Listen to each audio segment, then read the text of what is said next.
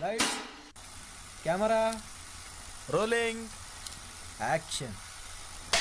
What's up, ladies and gentlemen? Welcome back to Let Me Be Frank, a podcast about movies. I am your host, Frank, and I would like to thank each and every one of you for giving me your most precious commodity, which we all know is your time. Thank you for spending time with me today. I got a couple of what I think are pretty good movies. One left me slightly disappointed, but we'll get into that. Right now, before we get started, I would like to welcome in a new group, a new audience. We are officially on Apple Podcast. So, welcome. Hope you enjoy the show. Please leave a comment. Please rate. If you're on Spotify, please follow, leave a comment, let me know how I'm doing. That way we can continue to improve this show. And with that being said, we're going to start talking about our films today. We got two, I want to say war movies. Today we're going to cover Civil War, A24, which everybody knows I love A24. And Netflix, I believe it's a Netflix original, Rebel Ridge, which I had no idea what it was about. I just watched some of the trailer, caught my attention, and I went and started watching, and I was blown away. It was a very good movie. I enjoyed it, and that's going to be the first movie we get into today. So go ahead, go get a snack, because these neither one of these movies were short. So we're going to be here for a little bit. So Rebel Ridge. Movie starts, movie opens with a man named Richmond. That's his last name. We don't find out his first name for quite a while. On a bike listening to metal, heavy metal music. At least that's what the caption said. As the camera pans around, we see that there's a police car behind him, swerving back and forth until they finally hit him. He goes flying off the bike. That should look painful. The officer jumps out and commands him to not move with his weapon drawn.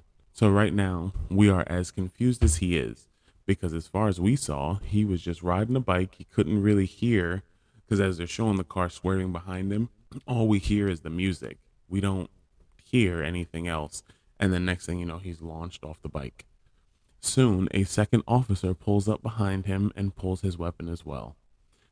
The officer threatens to tase the handcuffed man, so we can kind of see where this is going. They pull him up and begin to search him. Richmond is wearing a backpack. The police ask if they could search. He initially does not consent, and then he eventually does. They talk about bringing a dog. He figured they were going to find whatever they were going to find anyway. And it turns out he was carrying about $36,000 in cash. When they ask him why, he tells them that it's for his brother.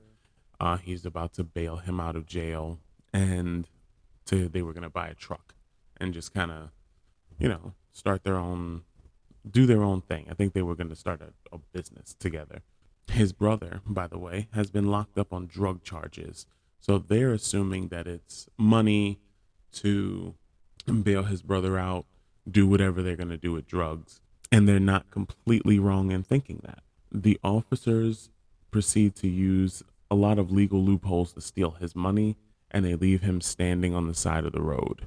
Now, even though what they did, according to, I think she was like a legal aid or something, even though what they did was technically legal, it felt super fucking shady in the moment. He finally bikes all the way into town and tries to get his brother out. When he gets to the courthouse, he tells them what happened. Kind of. He doesn't tell them the full story, but he says that the money was already taken by the police, so he technically already paid his bail. Nice fucking try. Everybody knows that wasn't going to work. The person in the office is kind of not really being all that nice to him. It looks like it's the end of the day and the guy's just trying to get the hell out of there. It doesn't really seem like he wants to help him, because he's kind of, when you kind of see the same thing over and over again, you kind of become numb to it. He runs into someone who's almost a public defender. She's like a few credits away. She gives him some advice and tries to help him. Next, he goes to the police station to report a crime. Except when he is in the middle of the report, the officer that took his money shows up. So he gives a description of one, and then while he's sitting there, she says, what does the other person look like? And he says, he's right there. And that's when she stops taking the report and she goes to talk to the officer that walks in, and then he kind of takes over. And then the chief comes out and threatens and kind of harasses him, telling him that he is threatening and harassing his officers, which is completely not true. He's filing a legit report because y'all technically stole his money. So he tries to make a deal by saying that he only needs 10,000 to get his brother out, and they can keep the other 26 because so at this point you can feel the corruption. You can kind of feel that the officers and the chief, the guy in charge, they're just trying to intimidate him to go away. So he's saying, listen, just give me the 10, let me get my brother out, you can keep the rest, no harm, no foul, we'll move on. In hindsight, they probably should have just done that. They tell him to come back on Monday, and they'll not only let him visit, but they'll, do the deal. His brother is in a lot of danger. His brother snitched or put away a very high level gang member. He cannot go to prison because he's about to be transferred. So the jail he currently resides in is being torn down and rebuilt, renovated, making it nicer. I guess they're adding some new security features. Well, everyone in that jail has to be transferred, and it's a temporary transfer because they're just renovating the jail that he's in.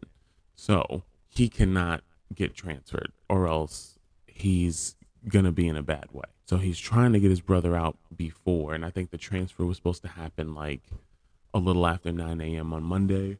So they told him to come back by 9 a.m. They'll let him visit, they'll give him the money back, and they can go about their way. So now he's kind of forced to sit around and wait all weekend. He believes the officers because he wants to trust them. So Richmond shows up at 9:03 a.m. and the bus his brother is on is already leaving. He goes to talk to the sheriff, and the sheriff is pretty much spits in his face, not literally, figuratively. He told him that the intent was for him to not make it there in time. So Richmond then goes back to the legal aid that was trying to help him. She found some things, but she's at work and she can't really talk about it because the town that he's in is very small. So everybody knows everybody. Everybody knows everybody else's secrets, which is why I never want to live in a small town again, because it's too much. He got the money. Richmond got the money from investing into I believe it was a Chinese restaurant. I could be wrong. Please don't sacrifice me or try and cancel me, whatever. It's he's tight with the owner. He was able to cash out, but he needs more money. His money is gone. He's calling them for more money. Now, this is very important. When he originally was pulled over in the beginning of the movie, they asked him where he got that much money from. He named the business. I forgot the name of it. It was a Chinese restaurant that he had a stake in. He pulled the money out, and that's how he got so much money in cash. He calls them again. The guy tells him, hey, if you need me, I got you. I can give you another 10,000. You're good. I know you're good for it. So because he used them as an alibi, the officers went and started to harass that business owner. And what they did was they took his safe with all of his money in it, essentially crippling the business, which is a fucked up thing to do because they have nothing to do with any of this. They just, for whatever reason, want to fuck with Richmond so bad that they would go to the business because a lot of them knew the business. I think one of the officers recognized the name of the business and says he goes there and eats all the time. So you're going to go to a place that you frequent and fuck over that business and that business owner because Richmond, I don't know, you didn't like the cut of his jib? Like, what is going on? Why go to this length to harass somebody who's done virtually nothing? So with all his options being taken from him one by one, he goes back to the police station. This is his last attempt to try and reason with the chief. So at this very moment, when he arrives outside, I would say like a couple seconds before, a lot is happening in a small section of time. They get his DD-214.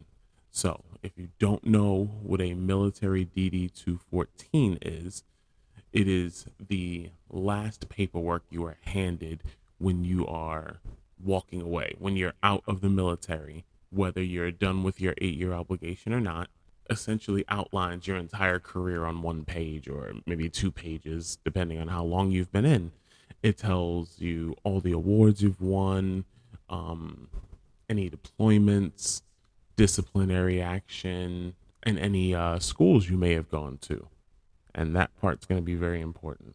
So he's standing outside as his DD-214 is received, and the sheriff, one of the deputies, one of the ones that harassed him in the beginning, begins reading off his accomplishments. Now, mind you, he was in the Marines. Richmond, pronouns. Richmond was in the Marines.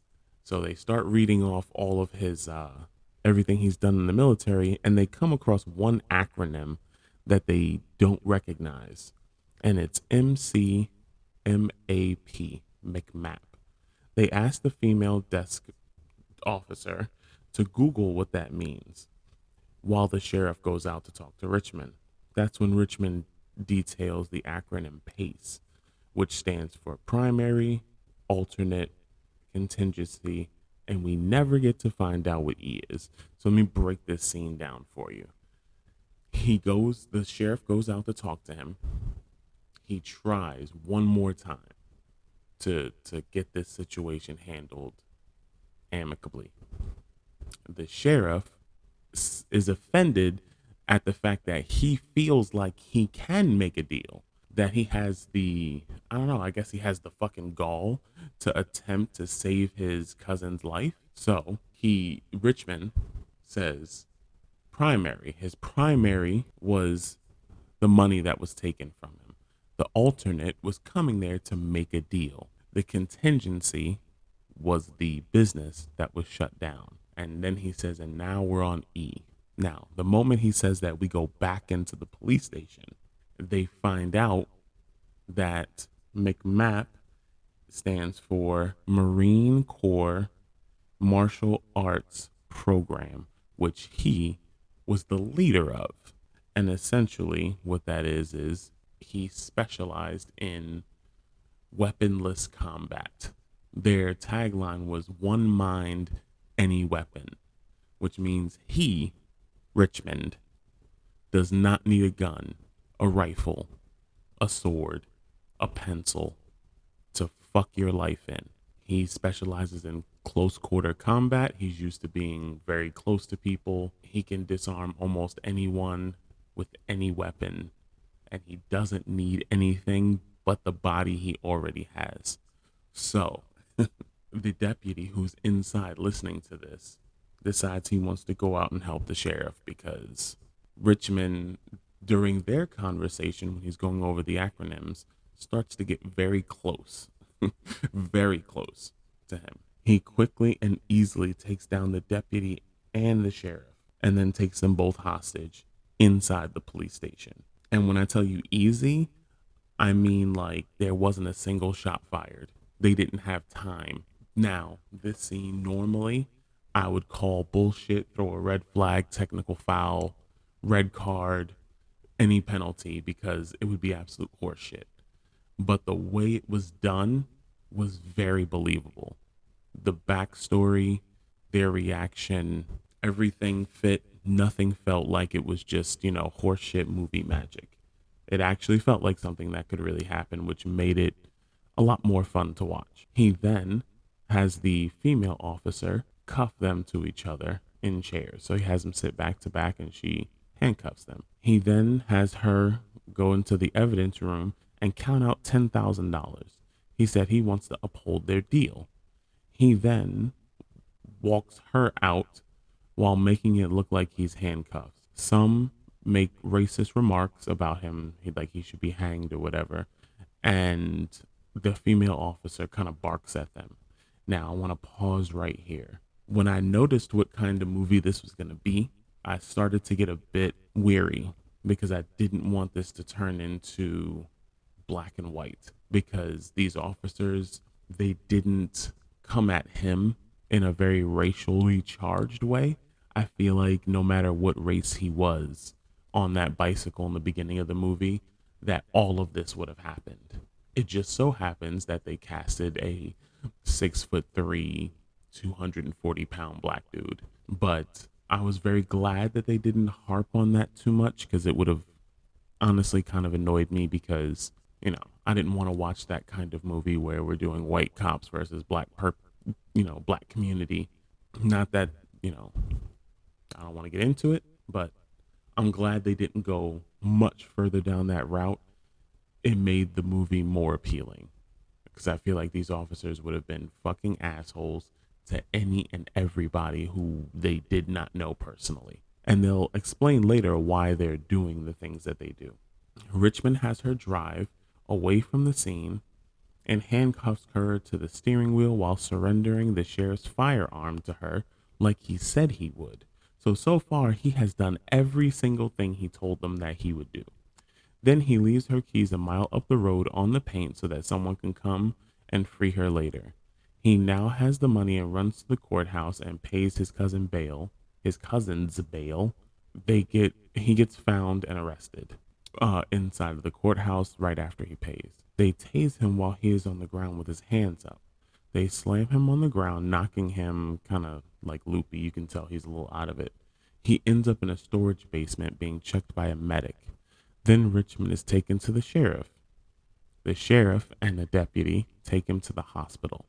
The sheriff then throws $26,000 at his feet. And they also paid for the truck, because when he showed up and he told them he wanted to buy a truck, he had this like folded up picture of I would say like a Craigslist ad. They went and they purchased the truck for him. They gave him the $26,000. Why, you say? Because they realized how fucking terrifying this dude could be if you piss him off too much. And the sheriff, the chief, he seems like he has some respect for the armed services, because it seems like he was a Marine back in the day. So he's giving him that courtesy. Also, his cousin did get stabbed up in prison, like he told him he would. So they drive him to the hospital because that is where he's being airlifted to.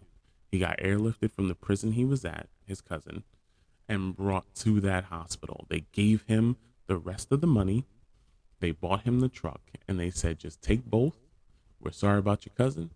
Go the fuck away. Never come back. That was the deal, and it seemed like it was going to work out. They threatened to give him over 30 years in jail if he didn't come back. He takes the deal, because why wouldn't he? He got everything he wanted. But, and here's where things kind of take a bit of a turn. His cousin dies in the hospital of his wounds. He's given a ride out of town by the public defender. He leaves his phone number with her because they're kind of becoming close, and not in like a romantic way, but she just seems like she needs a motherfucker to talk to every once in a while.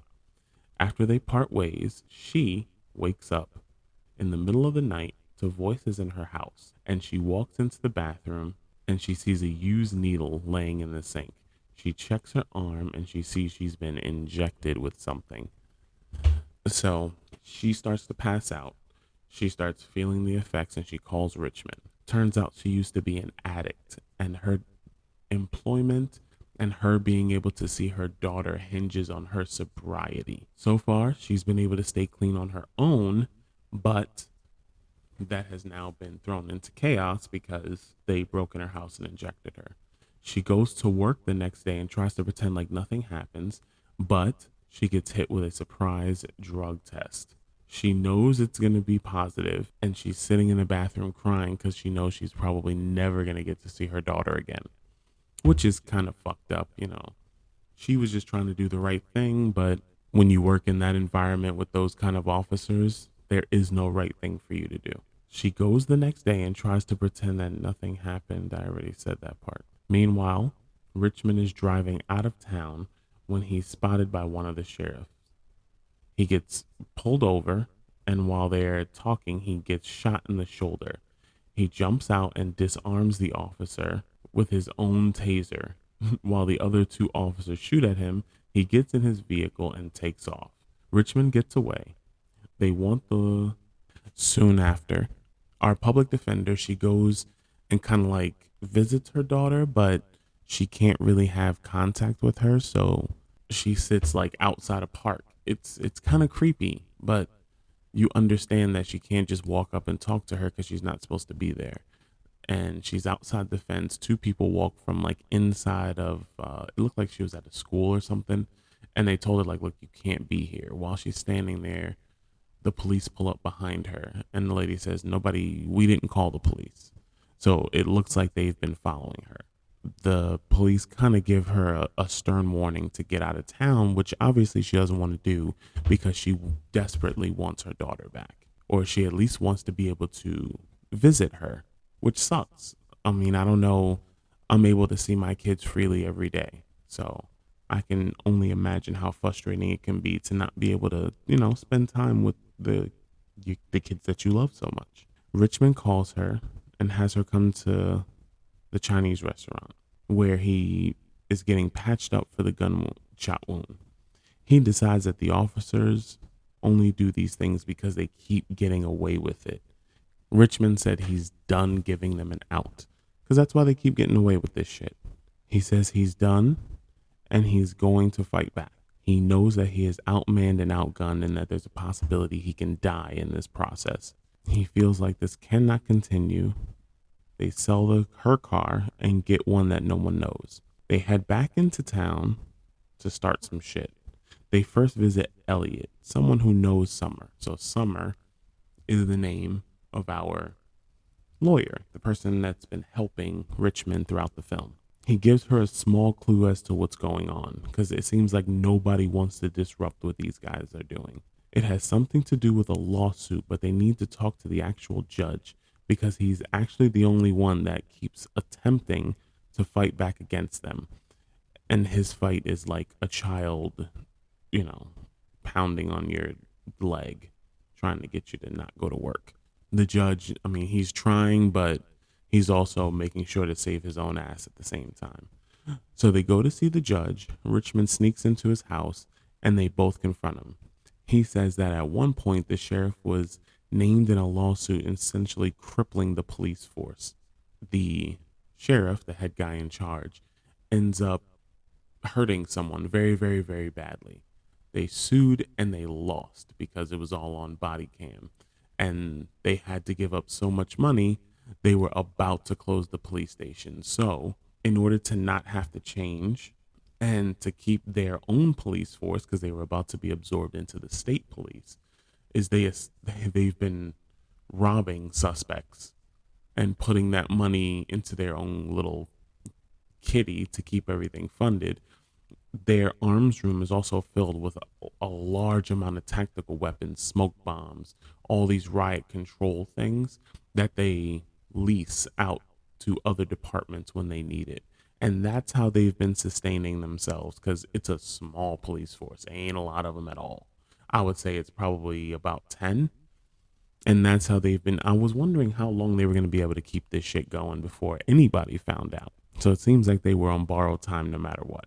They refuse to update their practices. So what they do is they legally take people's money, and that helps fix roads, keeps the township going, or else the town would eventually have to be abandoned. What they do with the case that they could get sued for is that they put them in front of the judge and they flag the case. The judge lets the person go 90 days, no harm, no foul. No matter what their initial charge was, they get held for 90 days and then they're let go free and clear. And if you were doing something wrong, but you got your ass whooped in the process, it's almost better that you just, okay, they roughed me up. I did something wrong. You're going to let me go in 90 days. I'm out. And that's how they've been able to keep this quiet. Except there is harm. Richmond's cousin was killed because he had a run-in with these officers and something is on their body cam. They didn't want it to get out because if his cousin sued, it would bankrupt the town. So now Richmond and Summer need to find a way to get that body cam footage. They head to the catacombs, as they call it, and that would be the basement where Richmond was held earlier in the film, because that's where they store the body cam footage. So they could take it to the police and kind of blow the lid off the whole fucking operation.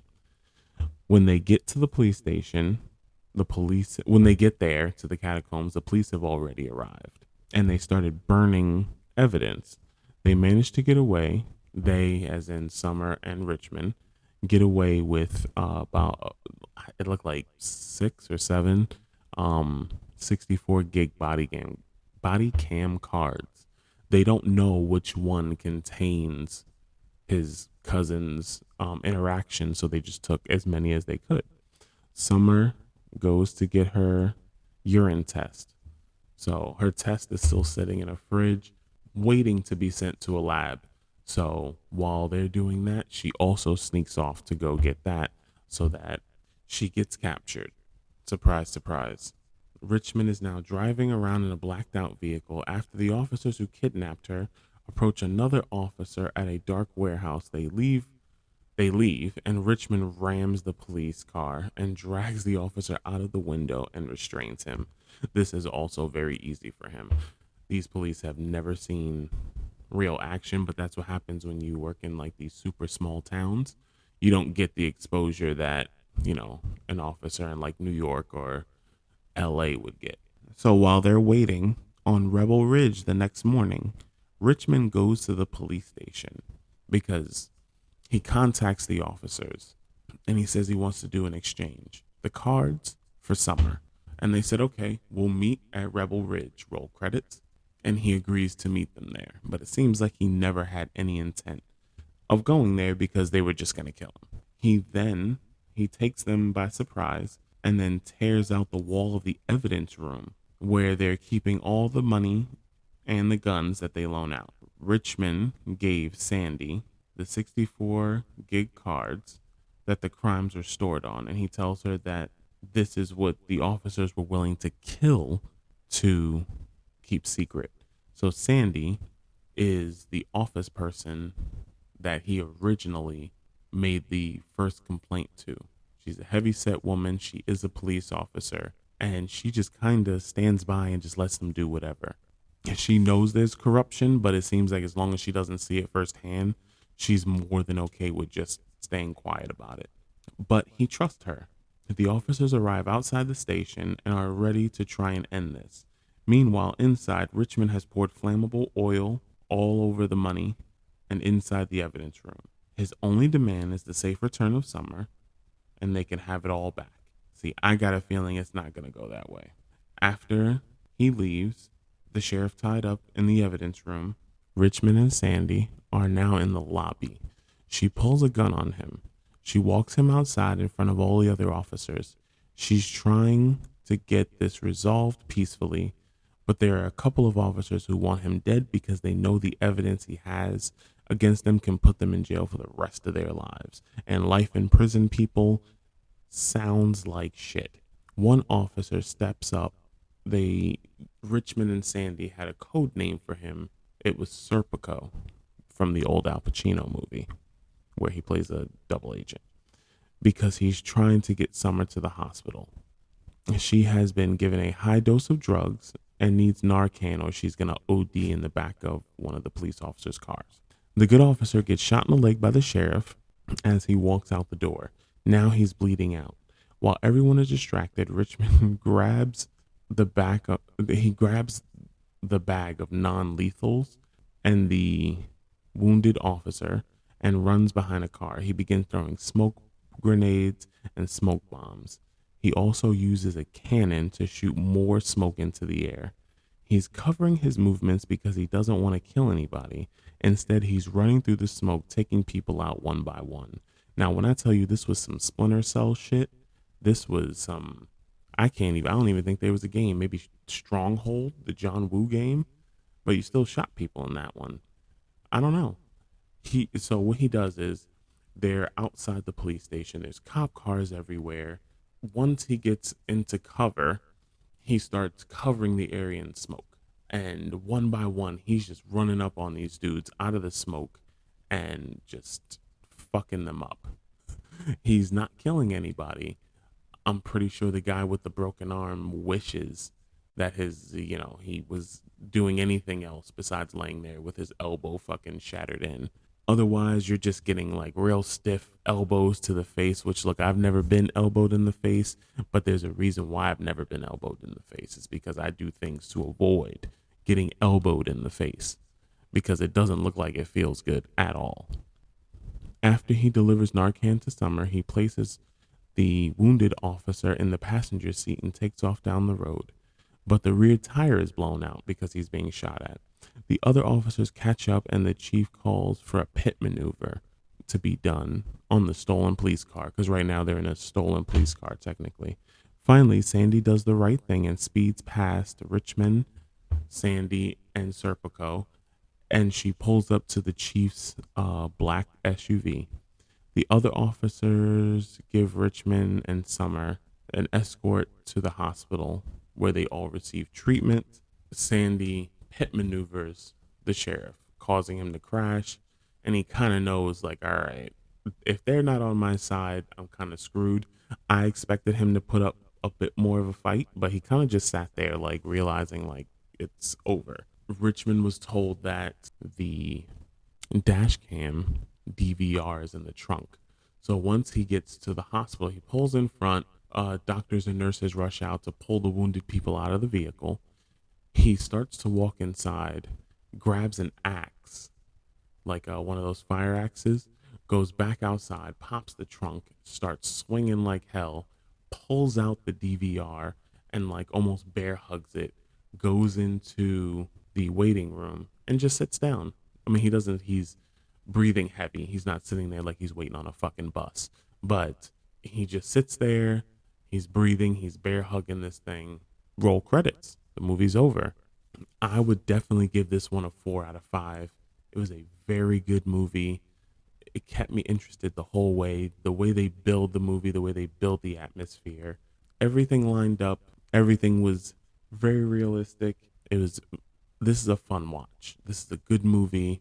The action is really good. All the characters are good. The acting is great. Has a good soundtrack. Netflix did a good job with this one.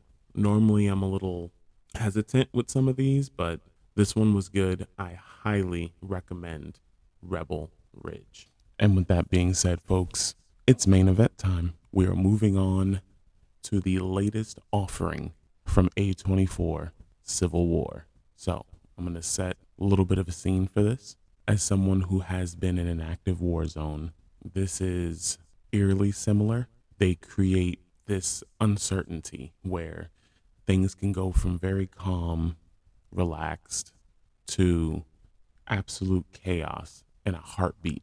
And they don't really pull any punches. Unfortunately, in the United States of America, there have been people calling for and clamoring for a civil war, and most of these people have never seen actual war.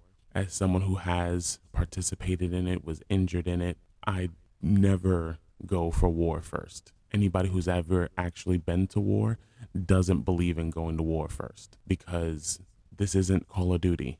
There's no respawns. Everybody doesn't have a happy ending.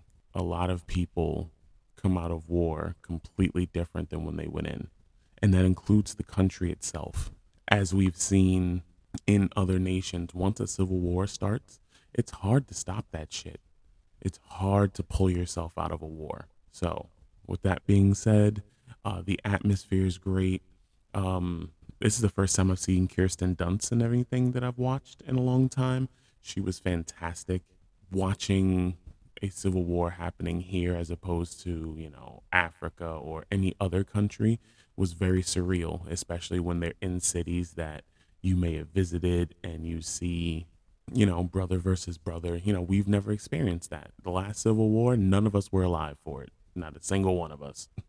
So none of us know what a real civil war within your own country feels like. And this gives us a snapshot as to what that can be, how devastating it can be, how scary it can be. And war unleashes a demon inside of a lot of people. And that's where you get your war crimes and all these other ridiculous things. So I very much hope that America never goes through a civil war, or any country. I know that's unrealistic, but I'm not one of those people who think that America needs a civil war, because war sucks. So if you've never participated in one, please don't call for one. But this fictional tale does a great job of showing us what it may look like. Okay? So, A24, who always does a fantastic job. You know how I feel about A24. Ladies and gentlemen, let's get into it. Movie opens with the president practicing a speech while we get flashes of actual riots and civil unrest that has happened in our country the last few years. The president says that the Western forces of Texas and California are close to defeat. So in this film, Texas and California, along with Florida, have all seceded from the United States. They are now considered the Western forces, even though Florida is not. I think they're called the Florida Alliance, which kind of a cool name. But at the same time, we see a hotel room with stuff on a bed, and a woman enters the frame, sitting down and with a camera in her hand, watches the president speak on television. She takes a picture of the screen. They show the side view of her with the skyline in the background. You see and hear a large explosion. At the same time, in the glare of the window, you see a map of the United States with Texas and California in blue and some states in green and others in white.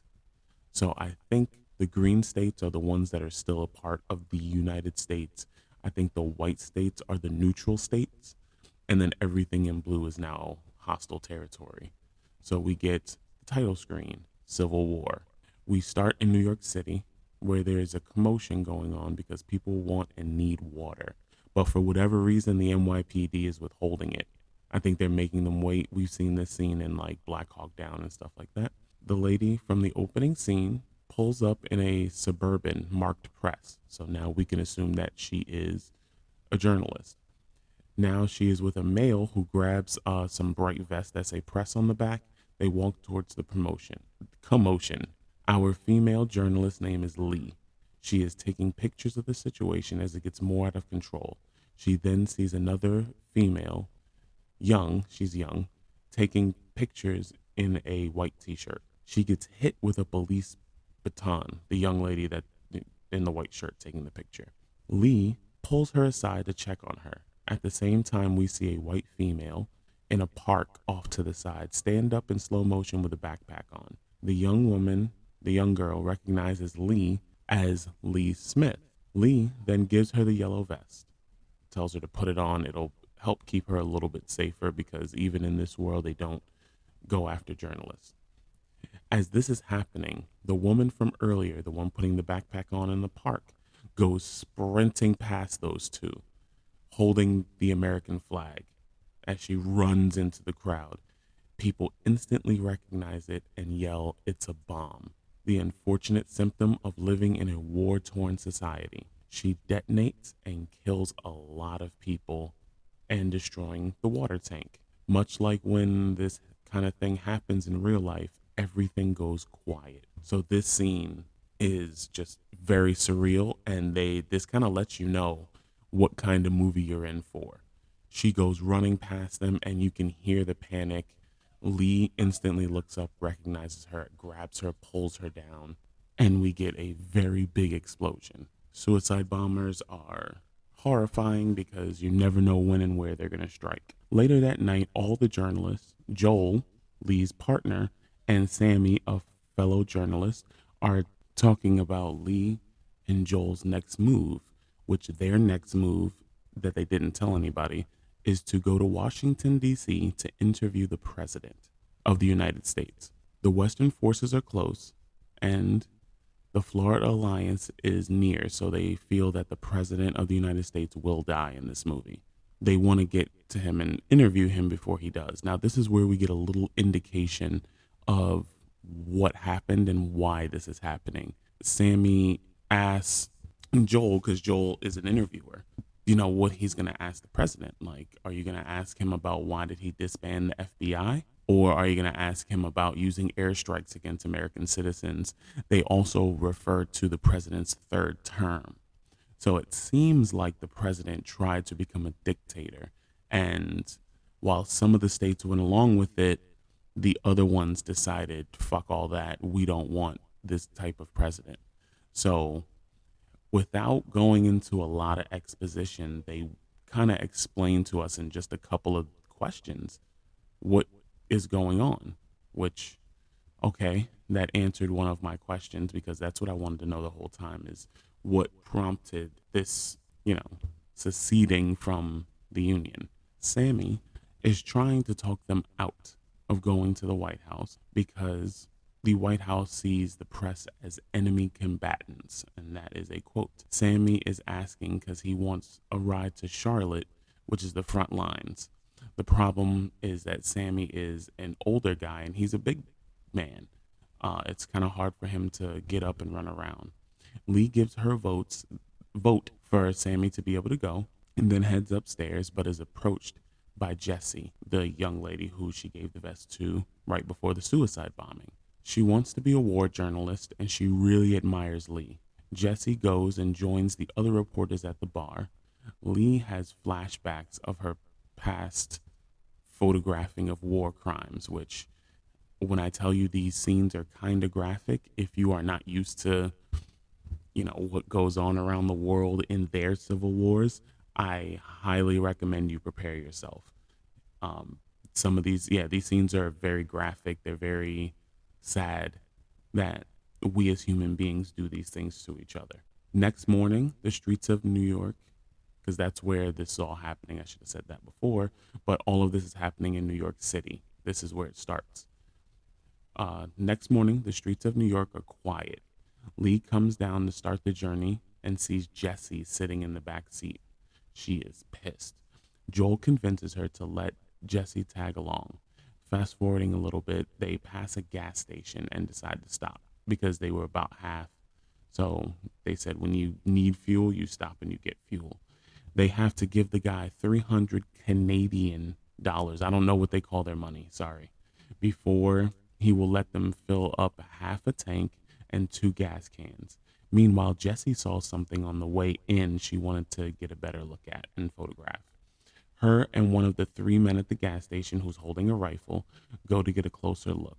Lee follows and they see that there are 2 men who are very badly beaten, hanging by their wrists in a pretty much broken down car wash. The car washes that you would see outside of like a gas station, one just a little small one, nothing big. They were hanging in that because they were apparently looting. He tells Jessie she can decide whether they live or die. Lee is very hard on Jessie when they get back in the vehicle because Jessie's kind of breaking down. She's not used to seeing this shit while Lee has seen worse. She feels that Jessie is not fully ready for what they're going to encounter as they get closer to DC. Jessie asks Lee if she would photograph the moment she was shot. If it ever happened, would you photograph my death? And Lee says, what do you think? So Lee is very salty. She's a very salty person. She seems like all of this war has just broken her down, destroyed her soul almost. Later that night, there's a lot of heart-to-heart conversations going on. In the background, there is fighting, which they plan on going to the next day. So the next day comes, and they join what looks like the Western forces to document the event. It is very realistic to how urban combat would be for people who are not trained professionally. There's a lot more of the Western forces going against the United States military. The United States military loses, which they seem to do a lot in this movie. They ended up executing 4 people. One guy dies asking for help. The other ones are taken outside in front of the building and shot with a machine gun, the M240 Bravo. Jessie seems to be losing a bit of her soul, and she seems to be becoming more sensitized to this extreme violence because instead of, kind of being horrified like most of us would, she just stands up and calmly takes pictures. This civil war is looking just like the ones we like to criticize in other countries. Same atrocities, same treatments. This would not be good in real life. We would like to think that we would maybe handle it better, but executing unarmed people is wrong. That was our rules of engagement. I would never execute someone who wasn't holding a weapon. After it's all over, Joel was very excited for some weird reason, being surrounded by so much loss of life. They find a safe haven for the press. Jessie has Lee look at her photos. The next morning, they continue their journey to DC. They find this town that looks untouched by the war. They seem astonished that the people there just want to stay out of it. Jesse and Lee have some cool bonding moment while they shop for dresses because they haven't been able to be normal people in a while. We don't exactly know how long this war has been going on, but I can assume that they haven't been able to just kind of relax and chill and enjoy life. After they leave the town, they enter a sign that has a winter wonderland thing. It has like decorations up. Looks like it's been up for a while because it's like July. It looks like it's in the summer, but they still have like all this winter and Santa Claus shit hanging up. There's a very large house outside the passenger window, but it's kind of far away. It's far enough to where you could just drive up to it. As they attempt to pass the house, they start taking sniper fire. Joel hides the truck behind a bigger truck. So he parks, you know, drives hard, pulls up next to a box truck. They get out to document the situation or to just look around, even though there's a fucking sniper. And they encounter two other snipers on the ground searching for the person in the house because they can't move because that person is killing them. Joel asks them a bunch of questions, and one of them gets annoyed because Joel is asking them who's giving them orders, what side are they on, and the spotter. So if you don't know what a spotter is, when you have a sniper, you have a spotter. The spotter's job is to call out the range, to also help look, to provide support for the sniper who's looking down the rifle, who cannot move. He can't do almost anything. You're responsible for if he's hungry, you got to put food in his mouth. If he's thirsty, you got to put the hose in his mouth, no diddy, for him to get some water. That's essentially the spotter's job, is to support the sniper. He keeps asking all these questions, and the guy's just like, there's a person trying to kill us. Almost like that doesn't matter. What side we're on doesn't fucking matter because we want to live. This person needs to die. Soon the two snipers kill the guy in the house and they all move on. Lee, Jesse, Sammy, and Joel are driving down the road and a car speeds up behind them. It's a very intense moment until it's revealed that it's Tony. Tony, you would recognize from the beginning of the movie where the suicide bomber blew up the water tank. They were in the vicinity. They don't really talk to them. It's like a very brief conversation, but we do see their faces. So when we see them again, we recognize them. The driver of the other SUV is driving like a maniac because there's really nobody around. There's no laws. It's not like he's going to get pulled over. The passenger, Tony, switches to our main character vehicle while it's moving because everybody just seems to do whatever they want. Then Jessie, being the daredevil she is, wants to do the same. Once she gets into the other vehicle, the other driver fucking takes off. Soon, Lee catches up to Jesse and the other driver. They soon catch up and they find that the vehicle is empty with both doors left open. Now, this next upcoming part is fucking intense. We can tell that something is wrong. Driving up the driveway to the back of the residence to see the driver of the vehicle and Jesse being led at gunpoint by two men in military uniforms next to a literal truckload of dead bodies. They're trying to decide what to do. Joel believes that if they just go down and say, hey, we're with the press, we're not soldiers or anything, that they'll let them go. Sammy believes that it's death. He keeps telling them, we cannot go down there, we will be killed. And they ask Lee to look at the bodies because she has the camera with the long scope that lets you see, to see if the dead people are wearing uniforms or not. And they are not, which means they are civilians, which means these guys are killing anybody that pop up. So you may have seen clips of this in the trailer. It's a white guy, red sunglasses, wearing a military uniform. If you've seen the trailer, you've seen this guy, you've seen a part of this scene. But so the atmosphere, because movies are built off atmosphere. This area is so isolated. You know that there is no help coming for anybody who encounters these people. You are literally at their mercy. You are stuck with them until they either kill you or let you go. And based off what we're about to see, it's usually the former. Usually you don't get to walk away from these guys. When they decide to go down to try and diffuse the situation, the guy in the red sunglasses, we'll just call him Red Glasses because we never get his name. He points his rifle at them. Joel tries to talk him down and tries to reason with the guy. Red Glasses is having none of it. Joel tells him that Jesse and the other guy are co-workers. And Red Glasses, he goes up to the guy. He's like, "Oh, is this guy your colleague?" And Joel goes, "Yeah." And Red Glasses just puts one in his chest. Shoots him dead right there. No hesitation. Didn't even think about it a second time. It seems like he was going to kill that guy no matter what. And he just decided to do it to put the fear of God in everybody, which it worked. Jessie is literally on her knees shaking because, I mean, any one of us would be. You are absolutely defenseless and nobody's coming to help you. Red Glasses then proceeds to start asking all of them where they're from because the line from the trailer where he goes, "We are Americans," and the guy scratches his face and he says, "Well, what kind of Americans are you?" Nobody knows how to answer that question. Nobody. Now, even in the trailer, that line is even more haunting because that's all you get. He just says, "Well, what kind of Americans are you?" And then they move on to the next thing. So he starts asking them all where they're from. So Joel says he's from Florida. Jesse says Missouri. And Lee says Colorado. So when Joel says Florida, he goes, "Oh, Central America." And then as he asks the others, he's like, "Yeah, that's what I'm talking about." And then he unfortunately goes to ask Tony where he's from.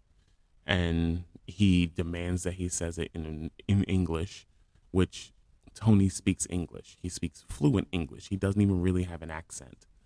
It's just, ignorance is hard to hide. When he says Hong Kong, he goes, "Oh, China?" And then shoots Tony dead in front of everyone without hesitation. Everybody is now losing their minds because at this point it seems like they're going to be executed one by one. So both men are pointing their rifles at Joel because Joel is, he's got his hands up. He's yelling, "Wait, wait, wait." And he's starting to back away from them. He's backing in a way that would cause both of them to kind of come closer together and start to move toward him. As this happens, Sammy, who did not come down with them, gets in the SUV, and all you see behind them is the SUV flying up and blast into both of these guys. Now, as they get collided into, one of them starts hurling towards the mass grave that they were putting people into, knocking Jesse in there. So Jesse goes tumbling into the mass grave. Once she kind of gets her bearings back, she notices that she is surrounded by literally hundreds of dead bodies with lime over them inside of a mass grave. She starts to freak out a little bit. Sammy tells everybody to get in the fucking truck. Best words we've heard all seen.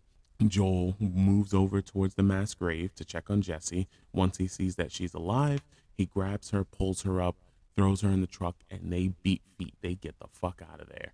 But even though the two guys that they were encountering were down, there was one other guy that was operating the truck who seemed, I guess he went to take a piss or something.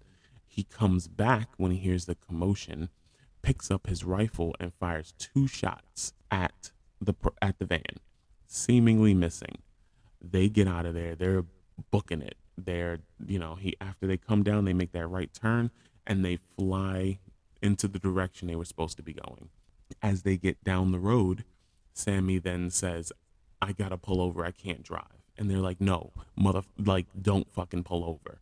And that's when Lee notices that one of the rounds that was fired at the vehicle hit Sammy in the side.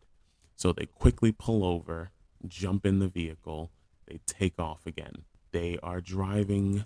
It's a little bit of a driving montage, has a little bit of music. It's kind of just Sammy staring out the window. I think we can kind of see the writing on the wall.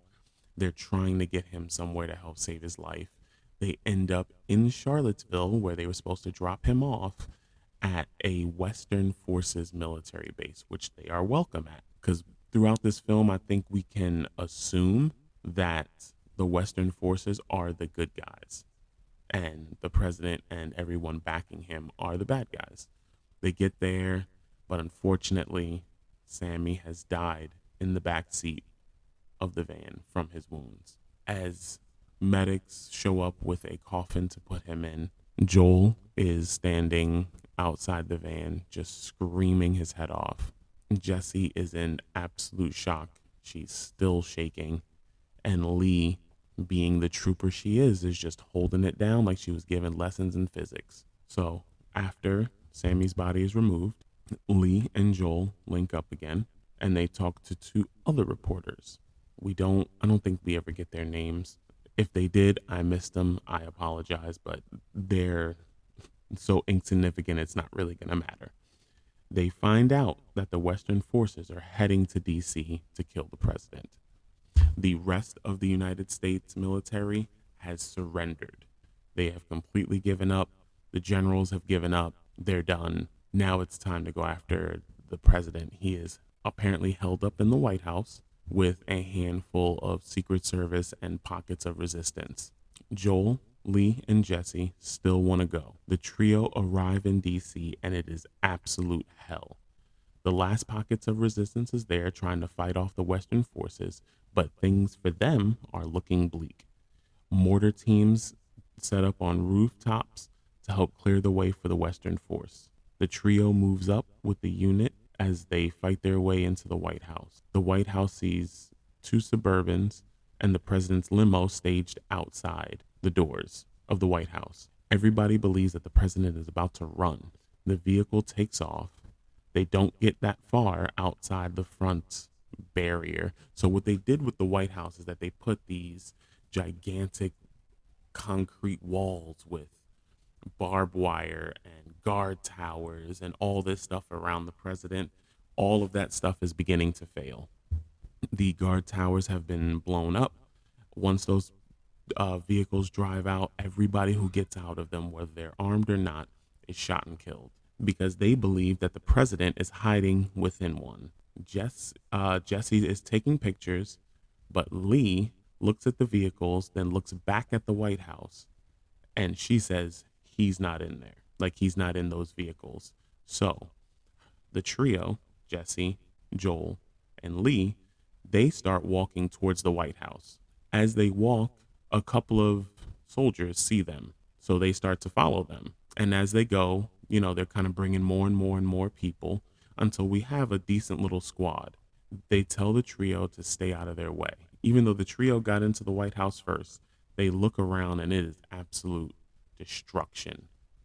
Like, there's computer files everywhere. There's papers that were in the middle of being destroyed. So they're told to stay out the way. The Western Force unit maneuvers through hallways and rooms, taking out the last of the president's Secret Service.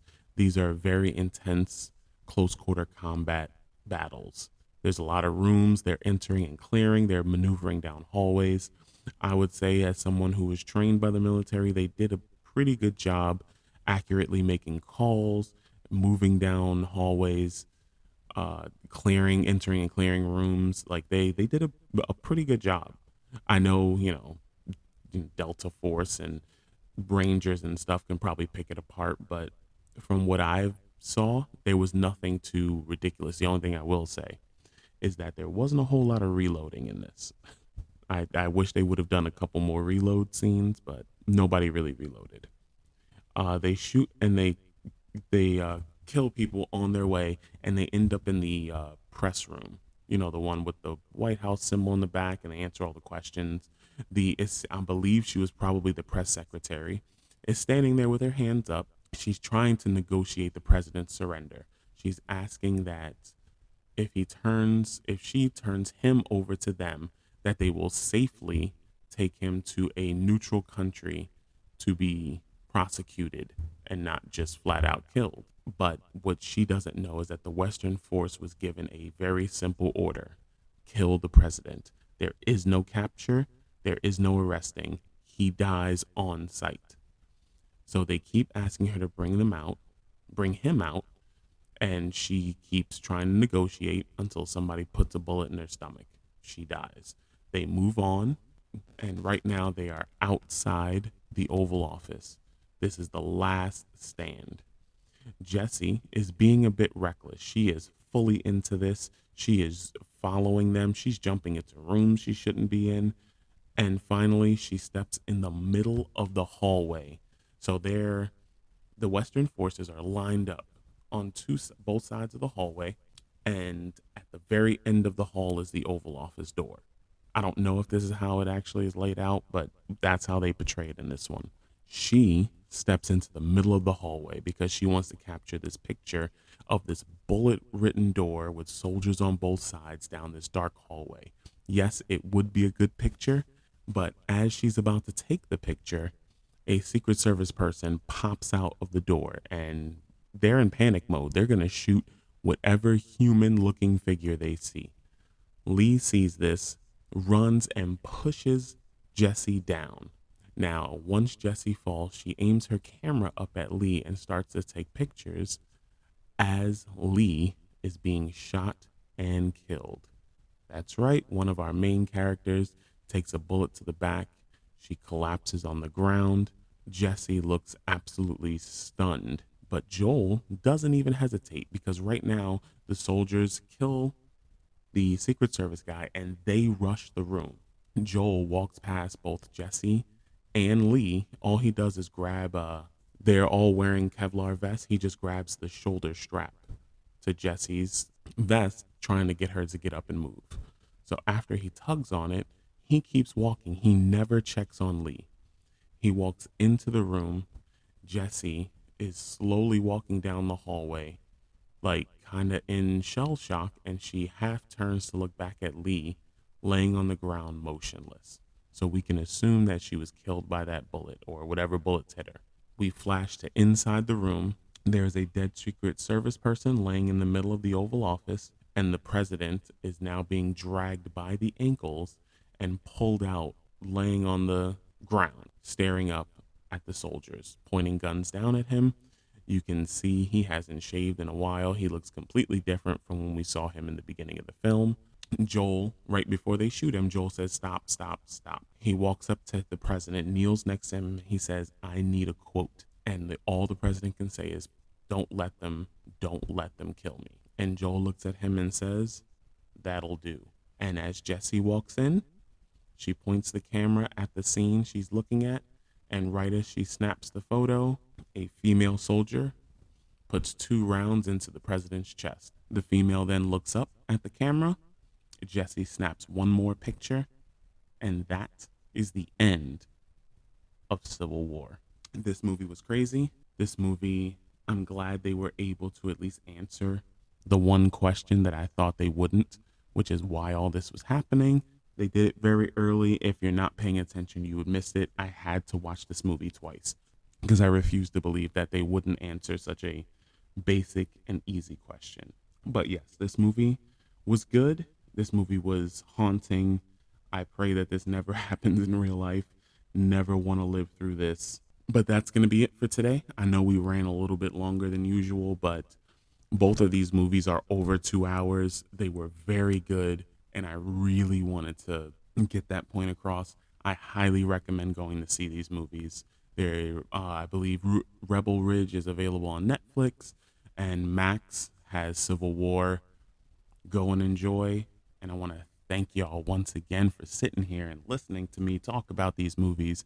I got 2 more for you next week, and I also have an announcement about October programming in the next show. So I hope you have a great rest of your week. Stay good, stay healthy, be kind to each other. Much love, y'all.